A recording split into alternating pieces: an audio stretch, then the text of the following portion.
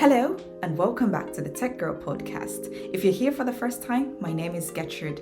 In this episode, it's a big one because we're not just talking about AI, we're talking about what kind of humans AI actually needs. My guest, Dr. Vivienne Ming, a theoretical neuroscientist, an entrepreneur, as well as self-proclaimed mad scientist. In this conversation, she shares something deeply personal, growing up with a father who wanted her to win the Nobel Peace Prize, falling out of university, rebuilding her life, and then you're realizing you don't need to win the Nobel Peace Prize to live a life full of substance. We talk about robot-proofing people, why resilience can predict your career better than a computer science degree from Stanford, and how AI should make us more human, not lazier. If that sparks interest in you, then join me in the virtual conversation with her. Hello and welcome to another episode of the Tech Girl podcast, the Diversity Dividend season.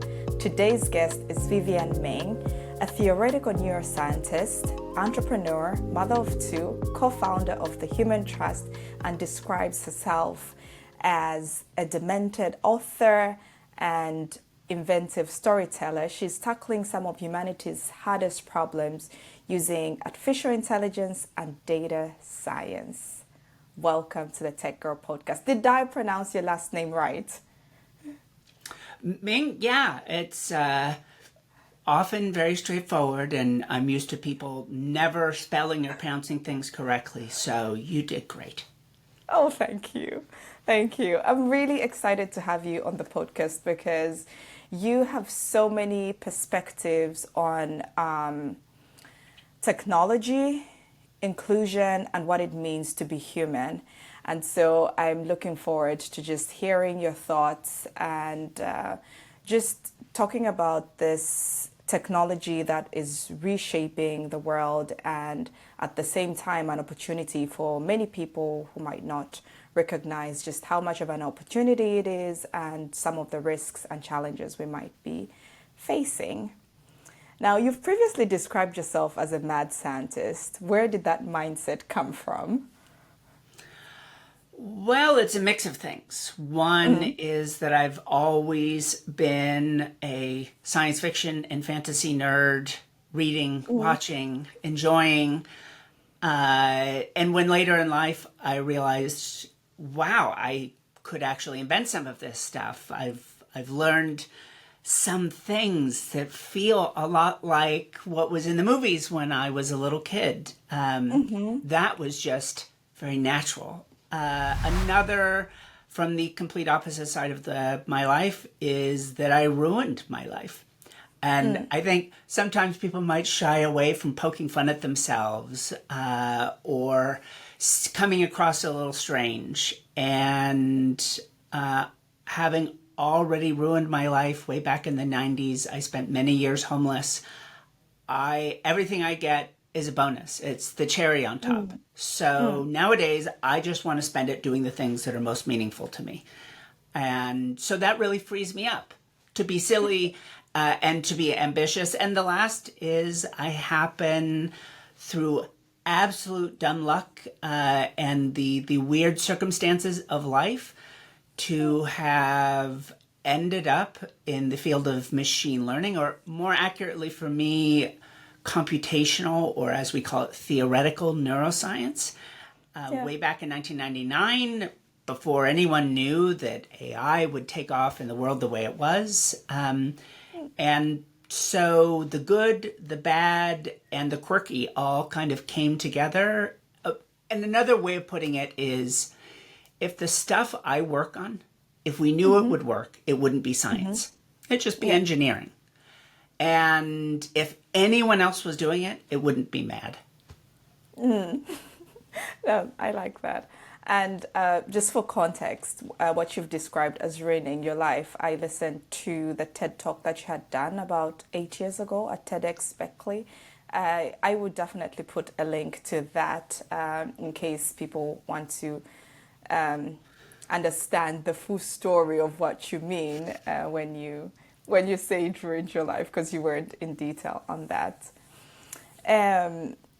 To pick up on how you've described being a mad scientist, if you would redesign one system, let's say something that I have seen being picked up, you talking about a lot, is hiring, schooling, healthcare, promotions. And how would you redesign that kind of a system? You can pick one. I can pick one, although, so that's the thing to me is it's all the same thing. Okay.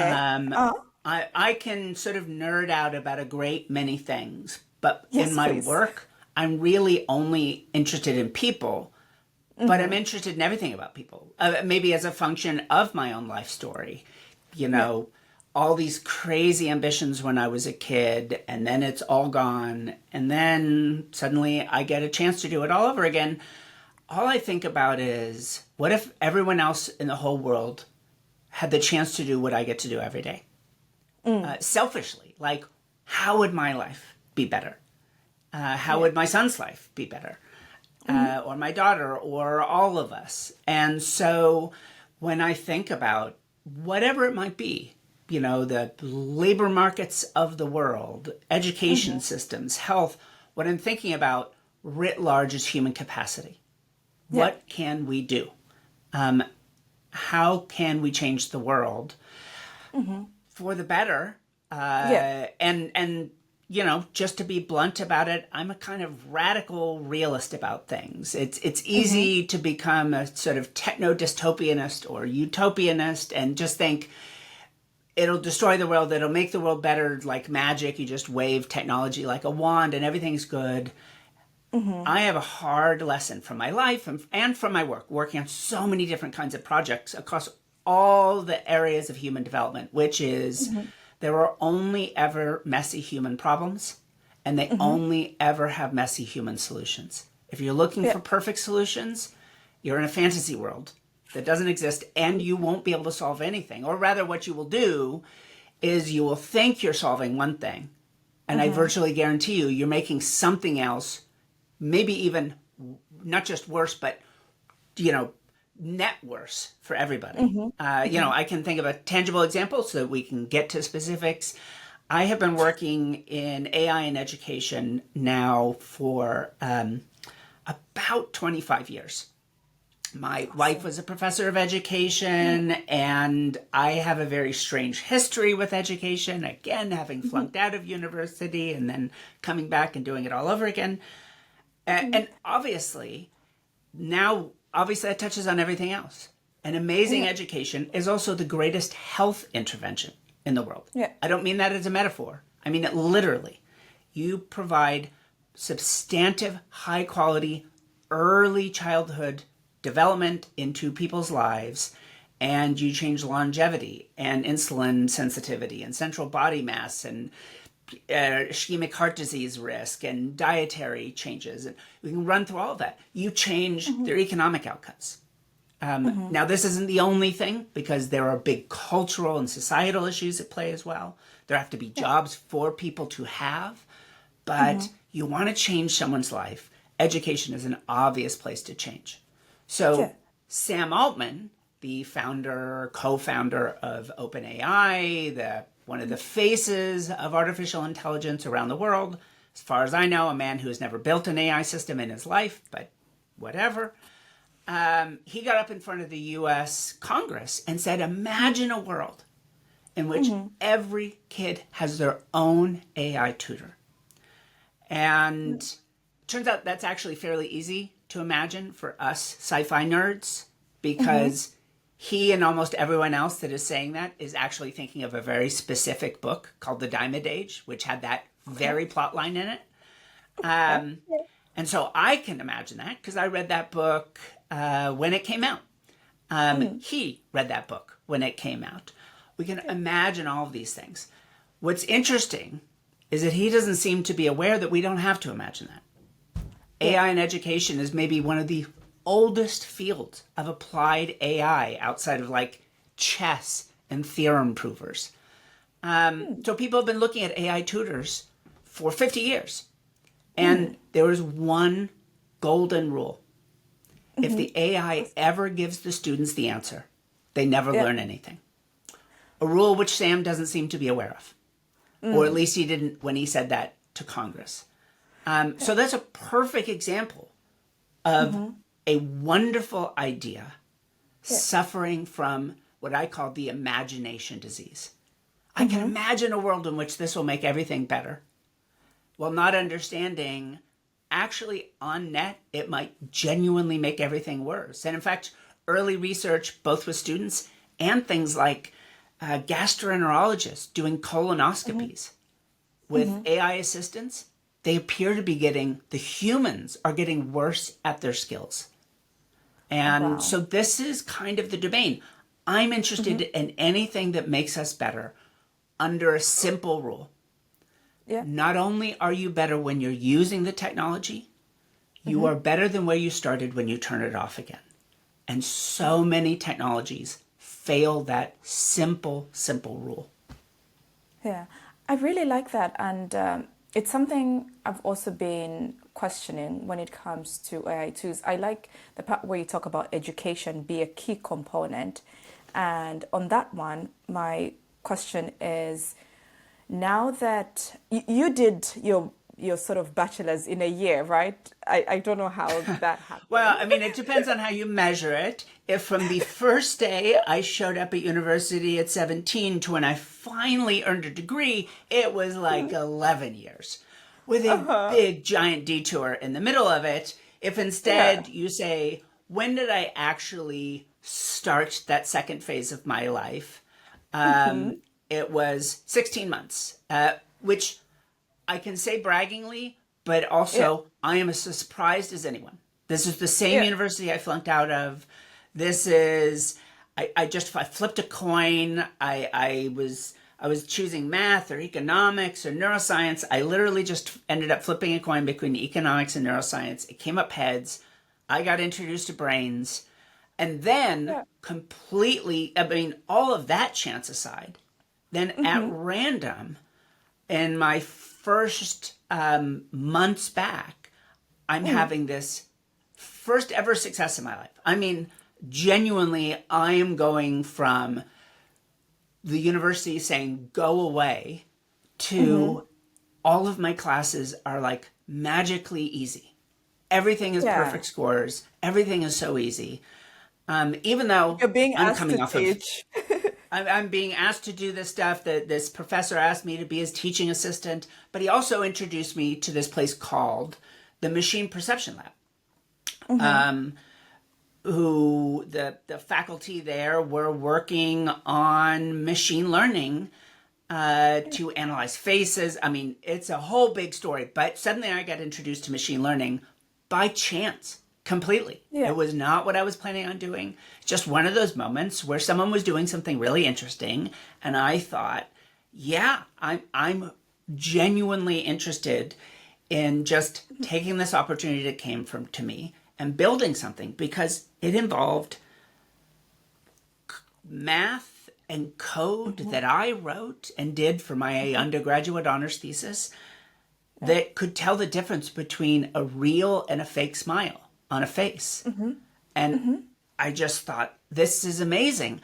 I'm actually not all that interested in the computer science part of artificial intelligence. Although, if you want to build that stuff, you got to learn a little something.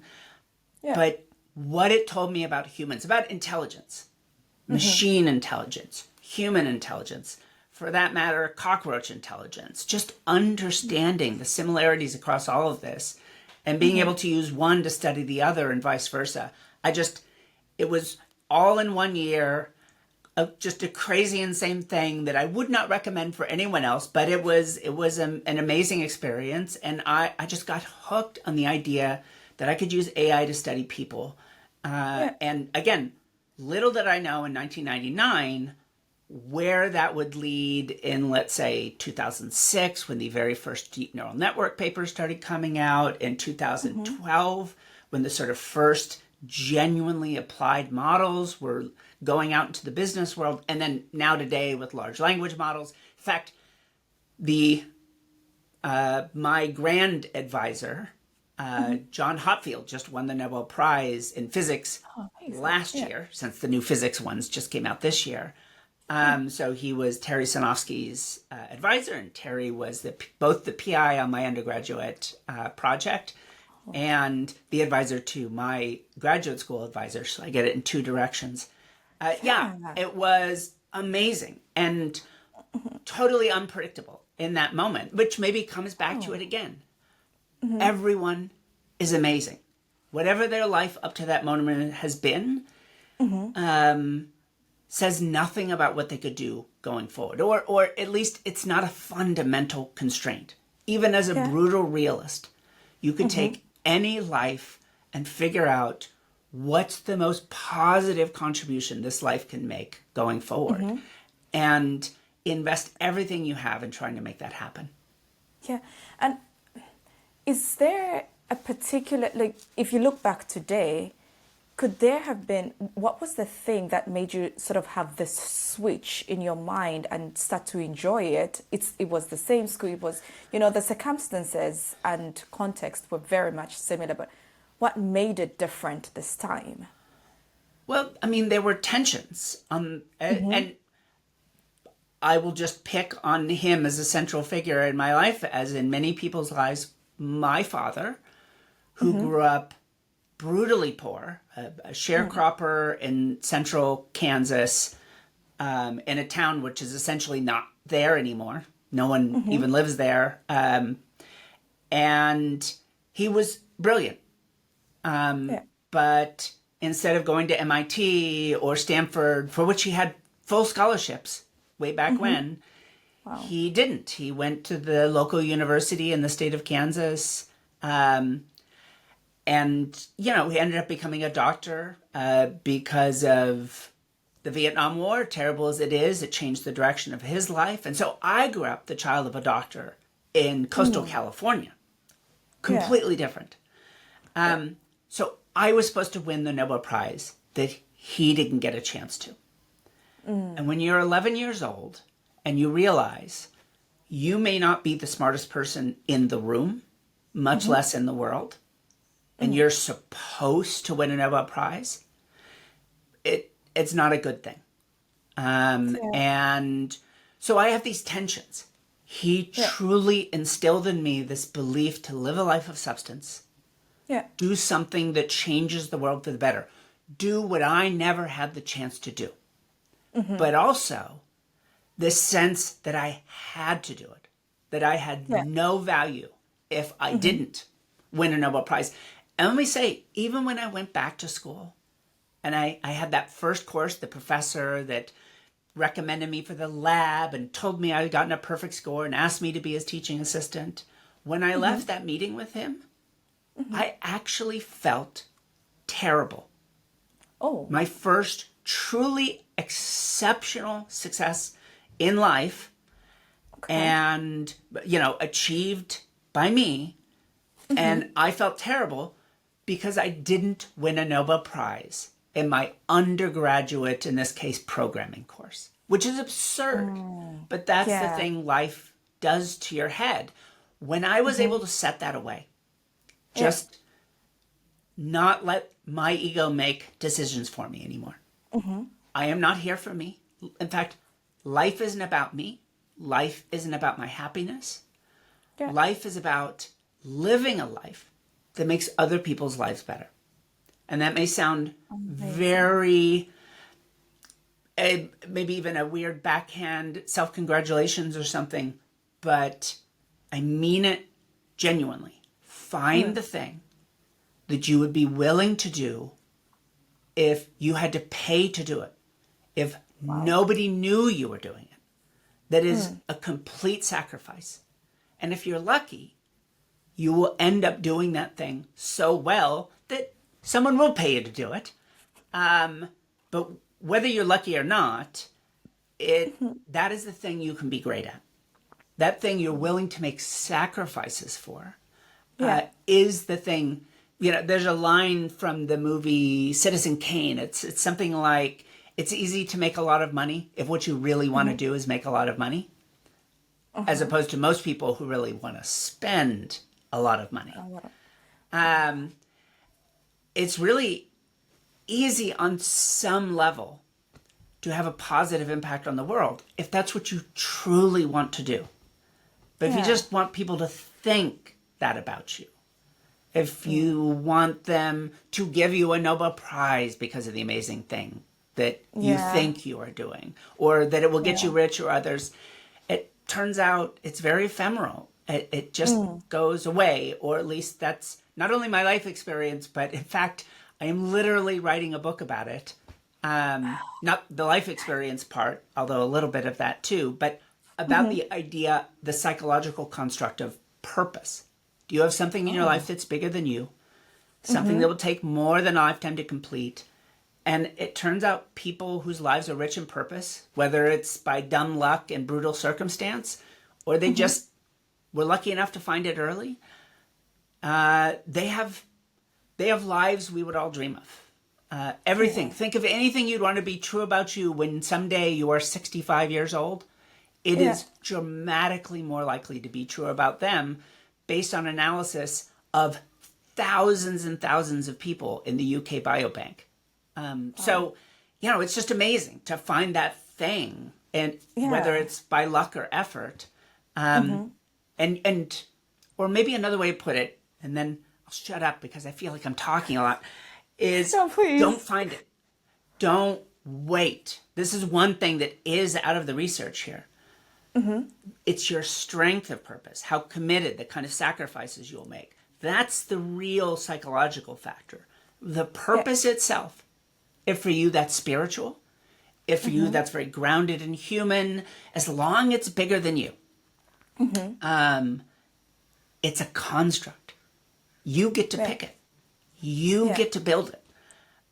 Whatever that thing is, do what you love what you do, what gets you out of bed in the morning. What are you willing to make a sacrifice for? That is the thing you can be great at.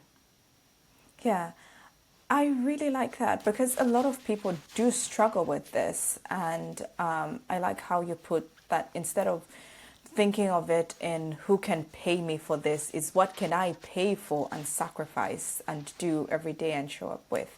It's definitely a different way of looking at finding your purpose and what you're good at. Thank you. Well, I actually go to my students and my early career employees, many of whom say my nonprofits, I don't expect. Like, this is an opportunity job. I happily hire people that don't know how to do the job, but and give them training, because it's the ambition, the creativity that I'm looking for more than the skills. You can teach people things, hard skills. You can't, for example, teach them to have an idea I would never have had. Or harder is teaching them to have the courage to actually share it when I might say no, and I need you to share it anyways. So what I teach them is go build something amazing and share it with the world, and get the world to come to you. That's what my entire career has based on. I have never had to apply for a job my entire life. And I don't mean that again as a brag. It's just the reality of the sort of dumb coincidental circumstance of my life is I went from sometimes failed projects to sometimes celebrated projects, but they were all ambitious and they were always public. And the amazing thing is, one of my first big projects that got a lot of attention was in education, and arguably it was a failure. My wife and I co-founded an ed tech company. We had a very modest exit, but actually not in education, because no one would fund us to do education. Let me tell you, first off, a bunch of male VCs did not want to fund two women doing an education company right off the bat. But no one wanted to fund education. So, we had a very modest success as a business, but a failure as an education company. Nonetheless, it was that work that got me an invitation to the U.S. Department of Education, where they said, Dr. Ming, how do we robot-proof our kids? Which became the title of one of my books. I got a request to meet with Bill Gates and tell him about my work. Inc. magazine ended up saying, here's one of Yes, 10 top women to 10. watch in tech. Yes. Like, this is all because of what I consider to be a failed project. I mean, I loved what I was trying to do. I still believe in it today. But Yes. if you measure it in how many kids' lives did we change, no one wanted to use the system we built. They thought it was amazing and didn't use it. But suddenly the world came to me because of that project. And in my next one, I built one of the first AI systems for hiring. And then the world really came to me after that one. And we did have some success there. But so I tell my students, if you walk through the front door with a resume, you're just a list of keywords and skills on a sheet of paper. You're not a unique person. Get them to come to you. Which I would also say to hirers, especially in a world where AI can help you with your hiring, treat every job like it's executive recruiting. You are hiring a specific person or kind of person. You're not hiring a software engineer grade 1. You are hiring someone who has done something amazing in the world and is strong in cognitive and social skills. Guess what? Social skills are highly predictive of software developer success. But you know what? They don't have to have the strongest emotional intelligence because we've got an existing team that's already really rich in emotional intelligence, and we think that they'll really gel well together and resonate. You're literally hiring a specific person, of whom a dozen people on the planet might fit. But with AI to help you find those people, then you can slot them in. And what's amazing is then those people can bring something unique and something you know you need at the same time. And your teams get that rich, multi-dimensional diversity that predicts all the smartest teams in the world, Nobel Prize winning teams. So I'm riffing on all of this, but I strongly, anyone who's listening right now, if you're thinking, what do I do next in my career? That's why you're in the Tech Girl podcast, and you're wondering what to do next, do something amazing. Yeah. And I'm telling you now, it won't work. I wish changing the world was easy. It isn't. The world pushes back. Things break. The problems are harder than you thought they were. Yeah. Do it anyways. Yeah. Get the world to see that you have a unique vision for it, and people will come to you. That's so great. I'm getting goosebumps. I really, really like it. And I think it's very timely because today, more than ever, I mean, people have lost hope. A lot of people have lost hope. A lot of people don't feel this sense of even wanting to get up in the morning. This is also a subject that you've talked about previously. And I just like that you bring this positive reinforcement in the conversation where everything feels like it's breaking down, like literally everything is breaking down. So thank you for saying that. I also want to go back to something else that you had touched on, and also combine it with, you talked about having critical thinking, not just having the artificial intelligence systems and tools spit out solutions and answers for you, but applying critical thinking, and then also robot proofing your kids. If I could combine those two thoughts, how can you how can you maintain critical thinking in this world where it's kind of just easy to open up some tool and get working, and at the same time on the children aspect it's still critical thinking and creativity and imagination and all those kinds of things that they need? If you could just speak to that.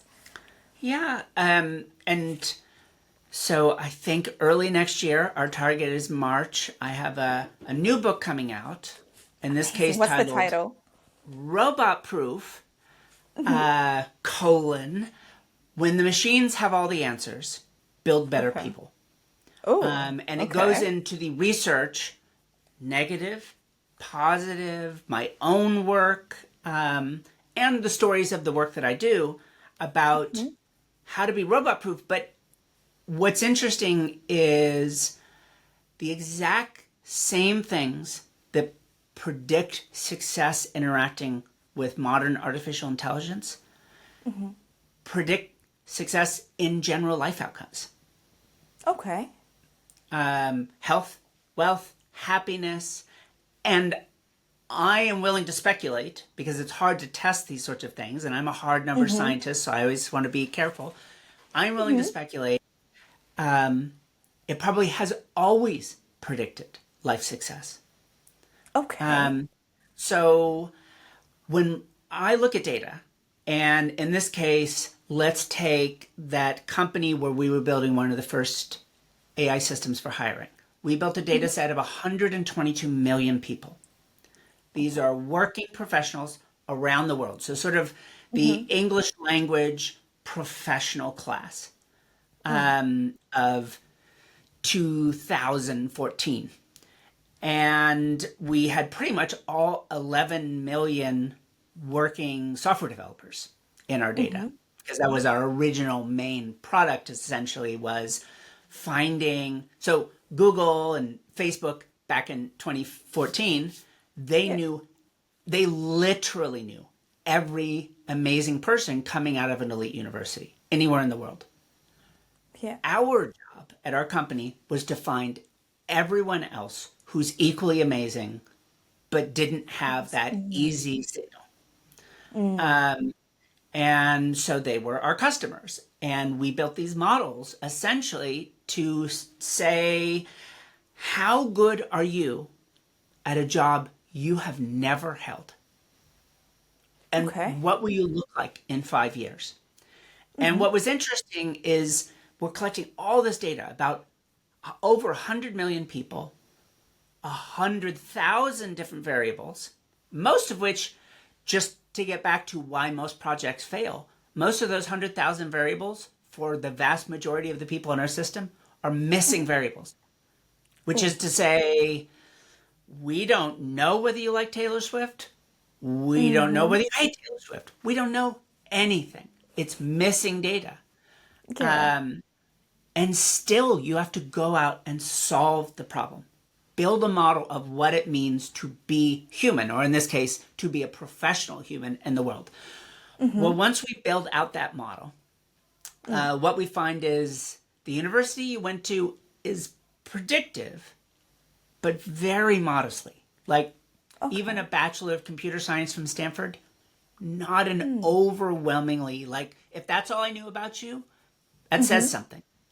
Yeah. But if I know other things about you, it doesn't say that much more.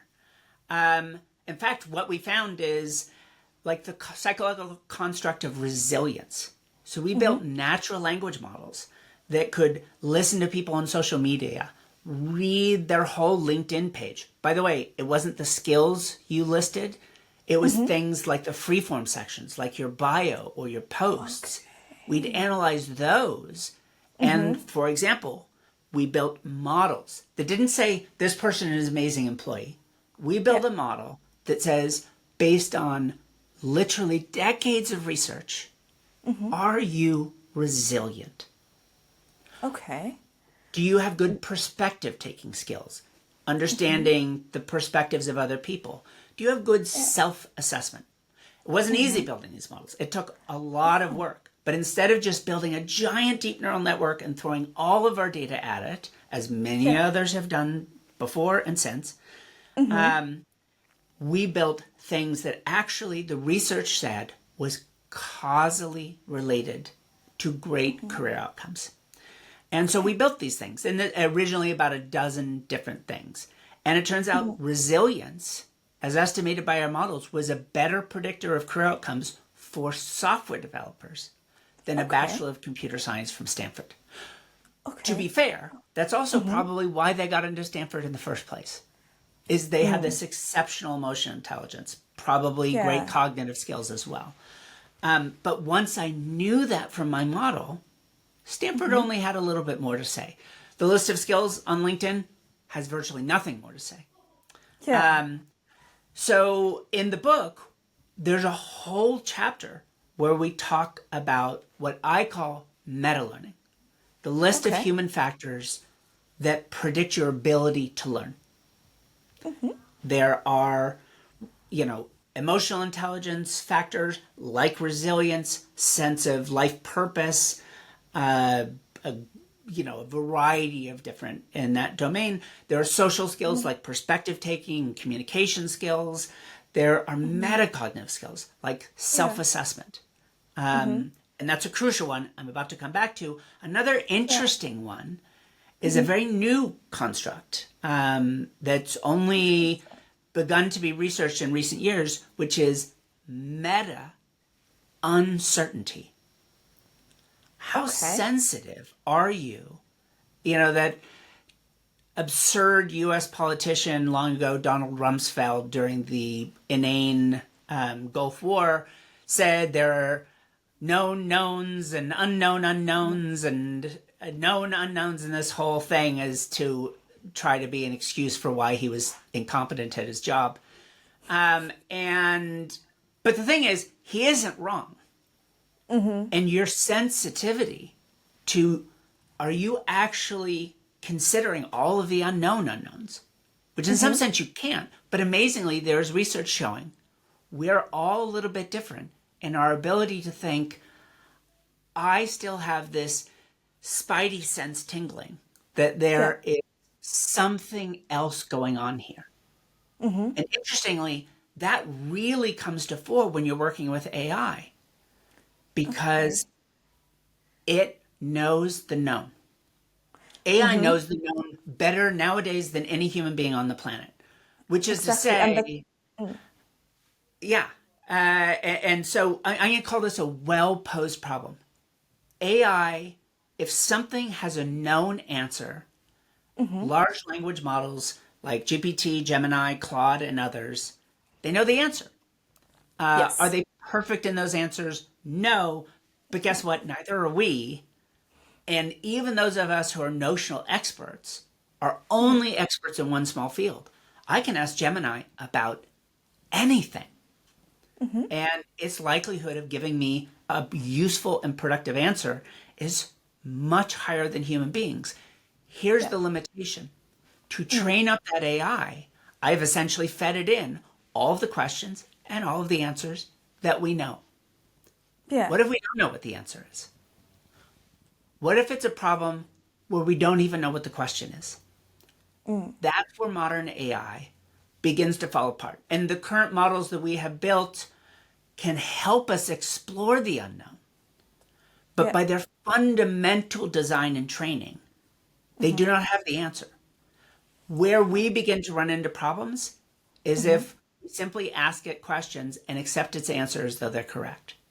And so that idea, for example, of meta uncertainty, not only maybe I'm not understanding this whole problem, that's sensitivity.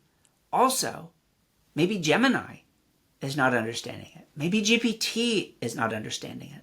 If you've ever been a mentor to graduate students, truly brilliant young minds that know as much about the problem they're researching as anyone on the planet, you know the difference between knowing everything and understanding nothing. That tension. And that is AI. It knows everything and it understands nothing. We need to bring the understanding. We're the mentors. And part of that understanding is don't let it do the work for you. Use it to critique you. And just as a real tangible example, I actually write about in the book, I use something that I have ended up calling the nemesis prompt, which is, so I wrote this book. It's about AI. So I used AI. What I didn't do is let any AI ever write a single sentence. Instead, I write, often just sort of stream of consciousness. And then I say, Gemini, you are my nemesis, my worst enemy. For my entire career, you found every mistake I've ever made, and you have pointed them out to the world. Here is the new chapter I've just written for my book. Explain to me in detail why I am wrong and how I could be better. And then the amazing thing is, as soon as you do the Nemesis prompt and you take 3 weeks rewriting everything, but not just because it says so. You have to think skeptically of yourself and of it.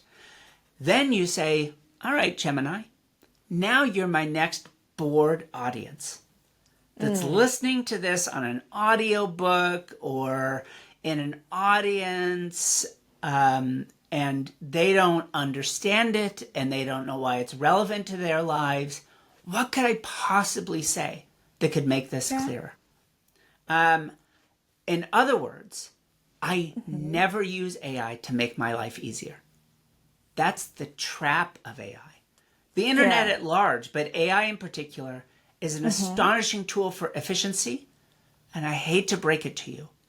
Efficiency is a bad thing.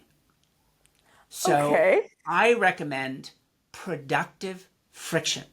Make your life harder, but in the ways that make you better. And I've leaned hard into that. And when you look at the people that use it, you could say AI is bad for humans. Well, no, because humans are all so wildly different. Yeah. But I will say with some confidence, LLMs, free form as they exist today, probably are bad for most people. Most of the time for most people. Yeah. Some of the time for some people, or some of the time for, like all of the time for some people, AIs can be amazing. And some of the time for all people, AIs can be amazing. But on net, we've now hit this world where for a large percentage, 80, 90%, the internet writ large and a specific technology of AI may not be helping you, may even be making things worse. But for a sizable percentage of the population, it is a clear and unambiguous good. Yeah. How do we shift that choke point and pull as many people into that creative economy as possible? That's what the book is about. I love that. And I really can't wait to get my hands on that book, because it's something that I've been thinking about a lot as well, where you do see the potential, but you also realize that for the bigger part, it really speaks to a group and not necessarily by, the everyday demographics that I use to describe humans. But then how do we just recenter that innovation to like local communities, like the village where I'm from, where my grandmother's mother was born. So yeah, I really can't wait. There's also specific to that point, there's weird tensions. I hear people talking about AI skills. You mean like the skills I learned in the 70s and 80s? Clearly, AI skills have nothing to do with my success in AI. Or I would argue most people's success. It's kind of like, I use this metaphor of an artist and their tools. Yeah. So the tools are all the hard skills. Do you know how to factorize a polynomial? Do you know when the Treaty of Westphalia was signed and what war it ended? Do you know AI skills?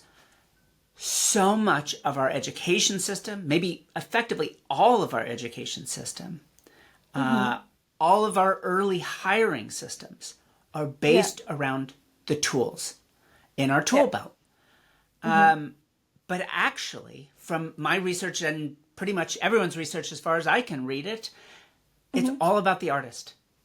It's what you do with the tools that predicts an amazing life. But those things are hard. I can't just give a lecture about being resilient. You have to go through its experiential learning to get there. They are hard to measure for obvious reasons, but I'm a hard number scientist. These are measurable things. And they they feel squishy. You know, some people call them soft skills, but they are not. They are the things that predict life outcomes.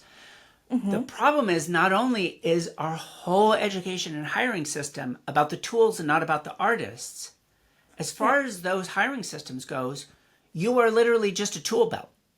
Give me a list of the skills that you know, the hard skills, rather than what are the foundational skills?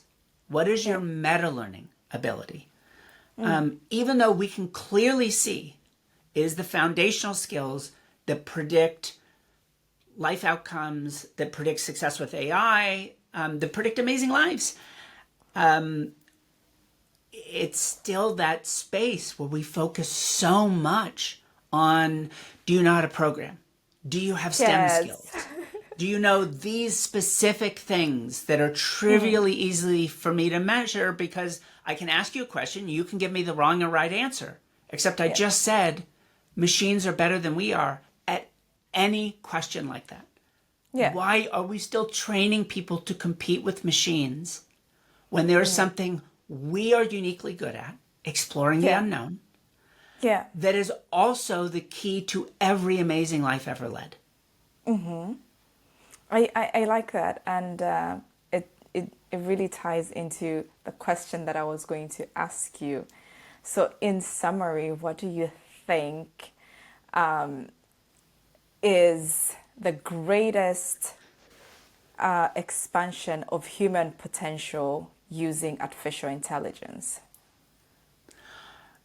So interestingly, even though I'm, of course, the smartest person on the planet, and I'm always right about everything and have all the best ideas, I will throw a bone to this very great research group at Harvard that did an analysis of BCG consultants. Highly educated, highly ambitious, a global elite talent. And this is one of the earlier papers making use of AI. And they found something that obviously influenced my thinking and my own research in the space, which is they found that when these consultants use GPT, and this would be true of any LLM, and it would also be true of an agentic model versus older LLMs, it doesn't really matter. They found that these systems dramatically sped up their ability to do well-posed work. Not shocking, right? You know how fast GPT or Gemini can write an essay? How quickly Claude can spit out, analyze a spreadsheet and spit out a graph? Yeah, it's, even if a human could do it better, it can do it so much faster, so much cheaper. So these humans using these systems were dramatically better. A replicated finding again and again. Interesting enough, it was the lower skill workers, lower skill of elite workers. AI doesn't care whether you have a PhD versus you dropped out in, early years of your life. None of that means anything to AI. Within our traditional skill ladder, people who are less experienced and less skilled have traditionally gained the most benefit. But that's hiding something, which I'm going to get to now. So they found that as soon as the problem moved into the ill-posed, by design in the experiment they ran, the people using AI on average did worse than the people not. And then they analyzed kind of why. What were the different usage patterns? And they had these names that I found really useful, so I've used them too. One are the self-automators. And you see this a lot in university students and in many, many people. GPT, write the essay for me. And as soon as it did, they just turned it in. And those people did dramatically worse on the ill-posed problems. Unfortunately, that may be the majority of people in the world today. Is it's so easy. Suddenly, you could write a book in a week using this. And it would kind of be your ideas-ish. So it's so sexy and alluring, and it's an absolute dead end. The next group, they called the centaurs. Every job was a human task or an AI task. And so the job of the human was to make that decision and then do the human tasks. And then when the AI gave you something, you used it or you didn't. If you didn't, you did it all by yourself. Yeah. They performed better than the self-automators, but they still did worse when it became an ill-posed task. Okay. The last group were the cyborgs. And I will say, way back in the year 2000, when I was interviewing for grad school, I told everyone, I want to build cyborgs. It's still true today. The cyborgs, even though there was nothing directly plugged into your brain, although that is a different part of my life at UC Berkeley, but the cyborgs metaphorically here, every task, every decision was a dynamic between the human and the machine. Okay. What if I did this? Oh, I don't like that idea. What if we thought about it like this? Weirdly enough, there's a scene in Avengers Endgame, believe it or not, where Iron Man is talking to his AI, Jarvis, and he's saying, well, and he invents time travel. And he's just sort of talking to it like, well, what if we tried this? What if it was a helix? What if we twisted it like that? And suddenly it worked. That's what amazing people interacting with AI, it knows the well-posed better than you do. But it cannot explore the unknown ill-posed like we can. So here's the last group, not the centaurs, hybrid collective intelligence. It's a small field now, but the smartest thing on the planet Earth as of 2005 is multiple AIs and multiple humans collaborating dynamically. Okay. The AIs take, let's say in medical diagnosis, the AI takes the medical information, but also the observation by the human staff, the doctors, the nurses, for that matter, why not the patients and the family as well? Takes all that information and begins to integrate it. Given everything we know true about the world, where is our starting point? What new tests should we order? What are likely diagnoses? The humans then consume that and say, okay, but what might you be getting wrong? Because you're only looking at the well-posed, what weird, unusual thing could be going on here that the AI's never truly going to entertain because your meta uncertainty is tingling in the back of your head and you're thinking, I don't know why, but there's this exotic infectious disease that could produce those exact symptoms. And if something else weird was happening, maybe we wouldn't be able to see a certain other symptom. And that dynamic in 2 published papers in medicine, 1 in chemistry research, and interesting enough, 1 in product design and marketing, have shown teams of AIs and humans working together are now the smartest thing on the planet because we bring different things, different intelligences, different kinds of errors that actually complement each other. The same way the smartest teams of humans are diverse, we get more diversity by bringing machines and humans together. So be a cyborg. In fact, be the Borg. Be part of the collective. But the wonderful thing about the Borg in this case, Star Trek bad guys for anyone who isn't a filthy, filthy nerd, is these are Borg that get to be happy, that have senses of purpose. Right? You still get to be you in this collective because that's the whole point. What would only you ever think of? The thing everyone else would think of, AI will think of too, and effectively do it for free. That is of zero economic value. Your value to the world today is what would you do that's different than anyone else on the planet? Oh, amazing. I really like that. I have to even take some time to think about it and be like, yeah, that's the thing.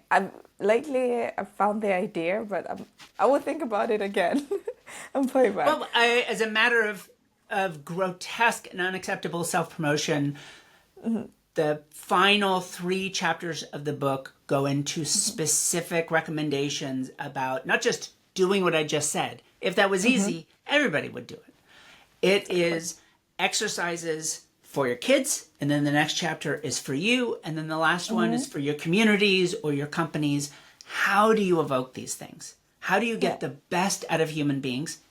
And many of them are just about people, but then also the best out of machines and human beings together. And it's just different exercises for different sort of groups, and then lots of examples of how I've done this in my career. Yeah, no, that sounds good. I really can't wait for the book to be out. I will be Me too. following you to know when it's out. Maybe pre-order because it sounds super interesting and I would love to have it in our book club or something. And hopefully you will have a wild tour of the book launch and then maybe you will It'll be end up in amazing. Sweden. Actually, we had my first ever book signing in Johannesburg just Amazing. last week. That's great. So early that we don't even have the sign up for like pre-orders and all that ready yet through my publisher, but we got everyone's information and we'll send them little notifications when they show up. If you want to get ahead of the game, you can sign up for my free newsletter. There's a paid version as well, but you can just sign up for the free one. I will keep you up to date on when the book actually comes out, plus all the research that I read that's done by other people. I'm happy to share that as well in my free newsletter, and then the paid one is for the research I do. Oh, perfect. Thank you. And I will make sure to share that as well because I know it's going to help a lot of people just having those tools that you've mentioned as people struggle with that and they don't know where to start from. And if it's already compressed in one place, why not? Thank you so much. I truly appreciate your time and just all the nuggets of wisdom that you've poured out and even more. I'm truly grateful. And I cannot wait It is to read the genuinely my pleasure to join you. The fact that an absurd character like myself occasionally gets to climb up on my soapbox and be a pompous jackass and pontificate at everybody is an astonishing privilege. And if anything I've said connects with anyone, like that is the best feeling in the entire world. I'm very sure it does. So thank you and take care. Thanks. Bye. Yeah. Bye. Now that was a rich conversation, wasn't it? I hope you felt it too. Now, what stayed with me is that a lot of us are raised to chase the metaphorical Nobel Peace Prize. It could be a big title, the perfect career, the shiny outcome. But with her whole story, that says it's not the point. Because the point is, would you still do the work if no one was watching? If you're not getting paid, if you had to pay to do the work, would you still build the things that make other people's lives better? Even if there's no medal at the end. And that's what you need to ponder on, because that's the world that we should be moving and pushing forward to, because it's not about the shiny things. It's about the people and what really matters. And in a world where AI can know everything and understand nothing, as she puts it, our job is to bring the understanding. That's what brings you in, a human being. To be the cyborg, not the automator. To stay curious, to stay human, and make room for messy solutions. If this episode made you rethink how you're learning, hiring, or even parenting in the age of AI, please share it with someone and let me know how the conversation goes. I remain Gertrude, and this is the Tech Girl Podcast, the Diversity Dividend Season. Let's keep talking online and see you next week for another amazing conversation. Bye. Take care.